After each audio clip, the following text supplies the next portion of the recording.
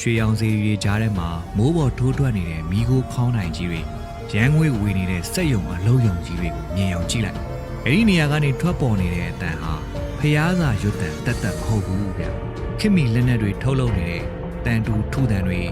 ရန်ချဲစက်ယုံကနေဆက်လေပတ်နေတဲ့အတန်တွေမြန်မာနိုင်ငံကိုအာရှရဲ့စက်မှုအင်အားကြီးနိုင်ငံတစ်ခုဖြစ်လာစေဖို့ဂျပန်ထက်တောင်စောပြီးခင်မီကိုအိမ်မက်မှတ်ခဲ့တဲ့ဘီသူကကြီးတို့ရဲ့လက်ရာတွေပေါ့ဗျာသူကတော့ငါတို့အားလုံးလေးစားရတဲ့အိမ်ရှိဆန်ကနောင်မင်းသားကြီးပါပဲသူ့အိမ်မက်ကရိုးရှင်းပေမဲ့ရင်ခုန်စရာကောင်းတယ်မြန်မာလူငယ်တွေကိုနိုင်ငံရခြားလွတ်ပြီးပညာသင်ခိုင်းမယ်ကိုနိုင်ငံမှာကိုလက်နက်ကိုထုတ်မယ်နေကျအင်္ဂလိပ်ကိုရင်မောင်းတမ်းမယ်အဲ့ဒီချိန်တုန်းကမြန်မာပြည်ရဲ့အနာဂတ်ဟာနေရောင်ကြီးလိုတောက်ပနေခဲ့ပူပါတယ်ဒါပေမဲ့ကံကြမ္မာဆိုတာတစ်ခါတလေကြတော့လေရက်ဆက်လွန်တယ်ကွာ1866ခုနှစ်ဩဂတ်စ်လ2ရက်ကြာသပတေးနေ့နေ့လည်ခင်းတစ်ခုမှာတော့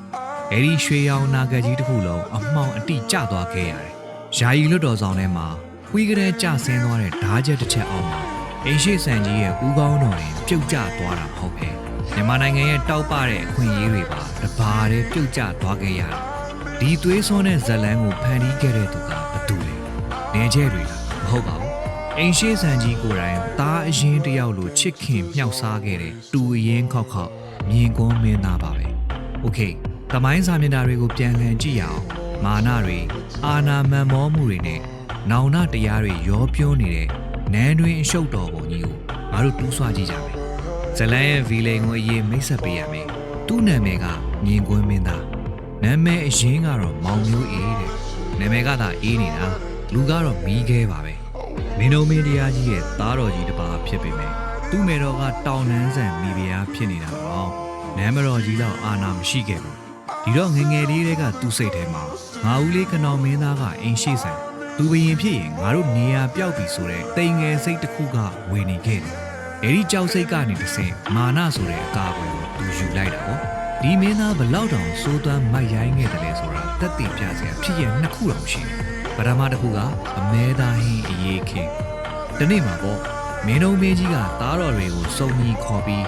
ငါသားတွေဘာဟင်းချက်တက်လဲခမင်းတော်စားကြတယ်လို့မေးတယ်တကယ်တော့ဘရင်ကြီးကသားတွေကိုစမ်းသပ်ချင်တာ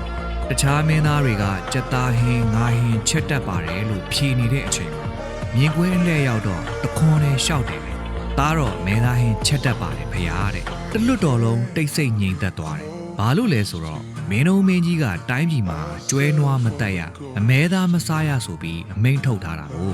ဒါဟာရိုးရိုးစားတော့ကိစ္စမဟုတ်ဘူးနော်ဖာကမဲတော်ထုတ်တဲ့ဥပဒေကိုသားတော်ဂယုမဆိုင်ဘူးဆိုပြီးလူပုံလဲမှာဖခင်ကိုပါးရိုက်လိုက်တယ်လို့စိန်